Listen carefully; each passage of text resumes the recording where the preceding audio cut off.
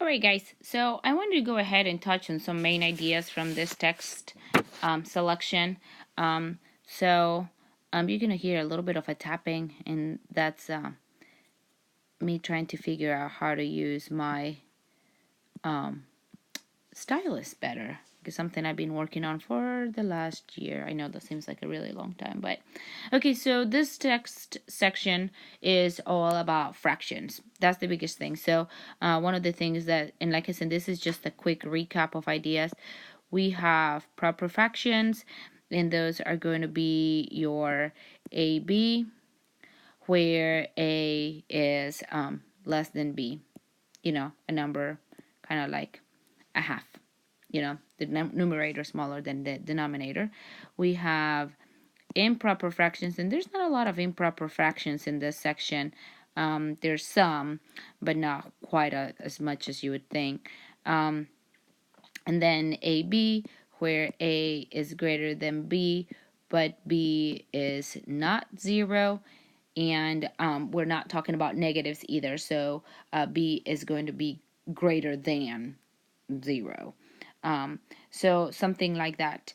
Another thing that they talk about in this section, another thing that we talk about in this section is comparing fractions in number lines and also as decimals. So I'm going to give a little bit, just touch on that just really quickly.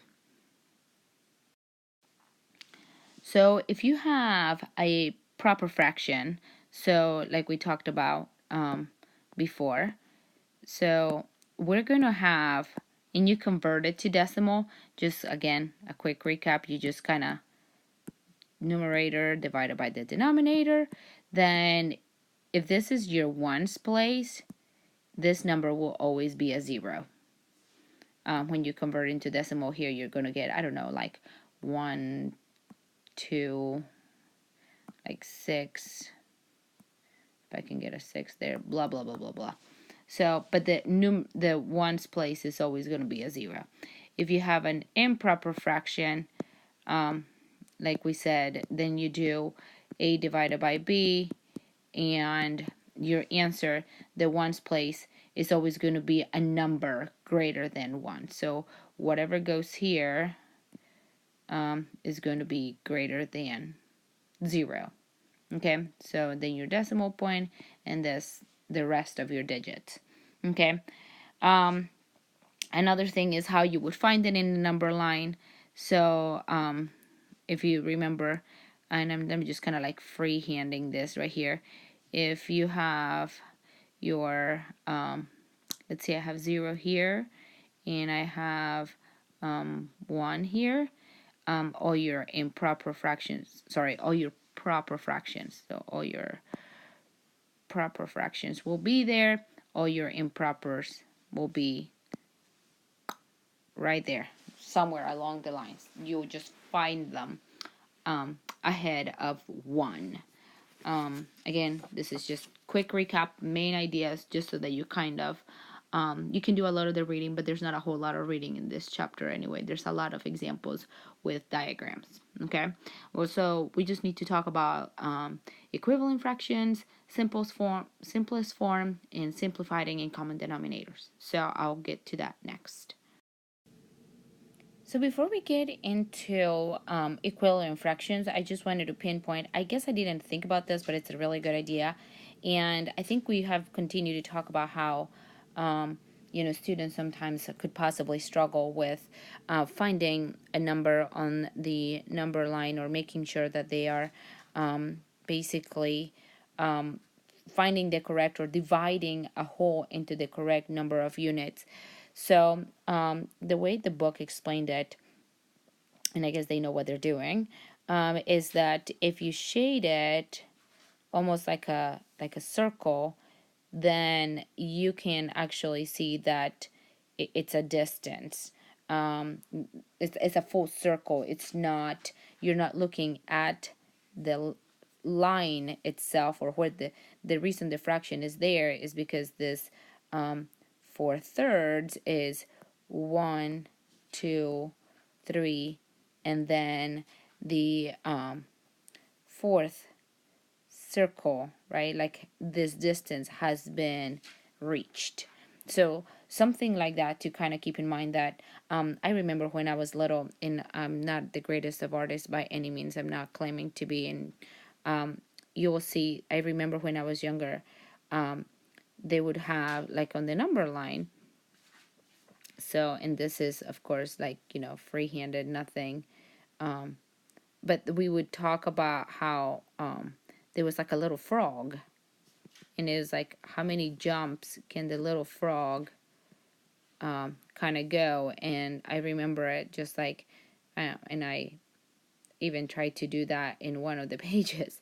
There would be like a little tiny frog, or maybe like, I don't know, a cricket or something. Okay, this is not very good picture. Just for those of you wondering what it is, that is a frog.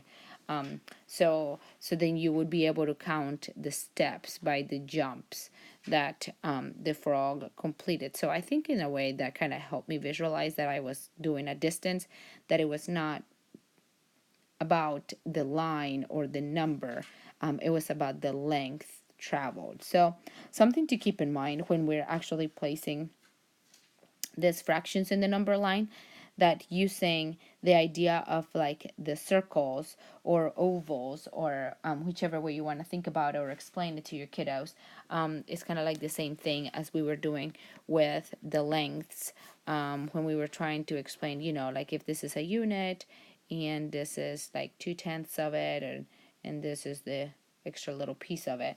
So we can express a decimal in tape lengths. We can express a fraction and this kind of stuff by using circles or lengths on the number line.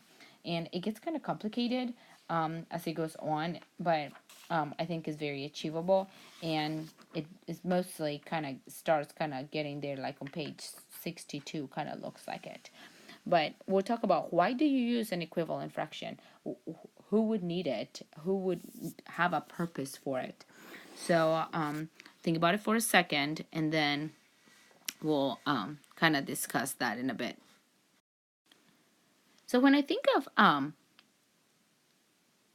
equivalent fractions, like who needs equivalent fractions? Like why or when in real situations that you could actually provide your students with a connection, when do we use equivalent fractions? The best thing that comes to me is measurement.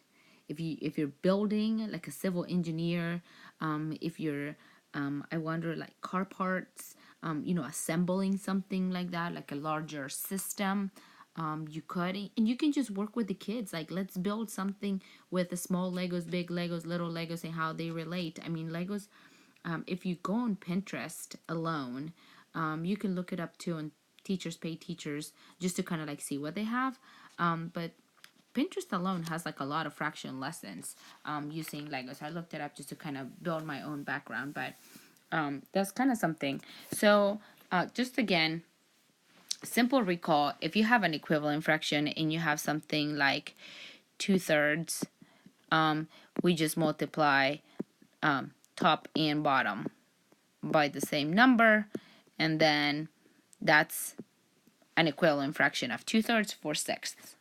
Now, if we were to have 4/6, because both numbers are even, then I would have to know that this fraction right here is not in its simplest form. Simplest form is when the numerator and the denominator don't have any common factors. So, like, you can't divide them by the same number any further. Usually, not always, you have some sort of prime number sometimes, or sometimes you have just like an odd and an even that don't really have anything in common, kind of thing. But then to simplify, you would just divide both again by the same number. So in this case, we go back to 2/3. So this is our fraction in its simplest form. So that's kind of like a quick touching on several things. Now, There is one thing with equivalent fractions and understanding simplest forms, and this kind of all ties it together, and knowing your timetables forwards and backwards, and that's where you guys go. Those elementary teachers, I want to say it's like third grade, they learn their timetables. I'm guessing because I don't remember correctly, but I want to say it's third grade. You're going to need that for when you're working with the kids on common denominators. And common denominators allow you to basically compare fractions. And the funny thing, like I was showing you on another video that you will see if you haven't already, is that when I tried to explain to my daughter Isabella about this, she had no connection to it. Like, and her math teacher, she really likes her and she has learned a lot and is successful in her class. But I was kind of thrown back by the fact, like, since we've been focusing so much on some of this rigor level of Common Core and the importance of it, that when she was given two fractions, let's say, I'm just going to go back to 2/3 just because I'm comfortable, and like 5/8, and she said, well, which one is greater? Is 2/3 greater? Is 5/8 greater? Are they equal? And immediately what she wanted to do was just cross multiply. And she said, well, I just know that 2 times 8 is 16 and 3 times 5 is 15. So 2/3 is a bigger fraction. I thought, oh, okay. Do you know how to draw that? Draw the little, kind of like the little candy bar like tape, just trying to sell it on that, which she's actually more familiar with circles. I guess that could be a teacher preference. The teacher just kind of felt more comfortable with the circles, and that's kind of what she picked up, which they're the pizzas or the pies, which is fine. I just thought that, I don't know, maybe it's just me the way I was taught. But when we look at some of these, I'm just kind of getting rid of some of this stuff right here on the screen just so we can talk about it a little more comfortably about the common denominators. What they're asking you to do is, if you want to compare two fractions and you want to just put them both on the same number line, then the best or easiest thing to do is to convert them so that they both have the same denominators. So this is kind of like new to me. Again, it's like, oh, this is really helpful. I guess I didn't really ever think of it, or somebody didn't teach it to me at the time. But so in this case, they're looking at 2/3 and 3/5. And so basically, hang on a second, a little mistake. So, okay, so we're looking at this fraction right here and this fraction right here. So we have 2/3 and we have 3/5. And basically what they did is 15. It would be a common denominator. Again, you just got to know your timetables, or you can start listing multiples until you find a common multiple between the two denominators.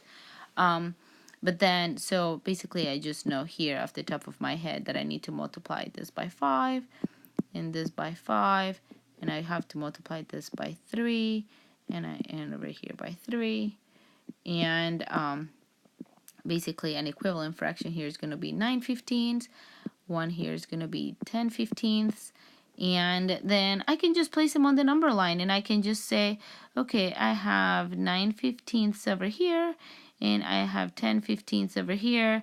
And just by looking at the number line, even if I didn't have the candy bars or tape, the strips kind of diagram, length diagram, I could say, you know what?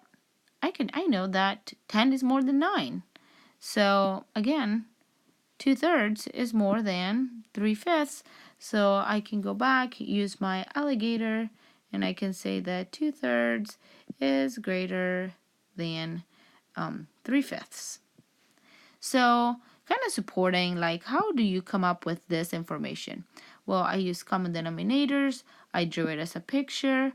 I placed it in the number line. So again, just coming up with different forms to show the same idea. You're going to get those students. And you could really do something like this, your length, kind of like your division, like subdividing your parts, just hands on, not even just drawing and coloring, but literally maybe even cutting little squares in the graphing paper, or if you have like little tiles that you can put together, maybe little Legos, there are fraction blocks too that you could use. I don't know how big the denominators go to, but just kind of helpful thinking of the kids like, in how many ways can I show you the same idea so that you can come up with this answer, and we all arrive to the same answer in a logical, reasonable, and clear manner. Okay, so that's kind of where I'm coming from on that one.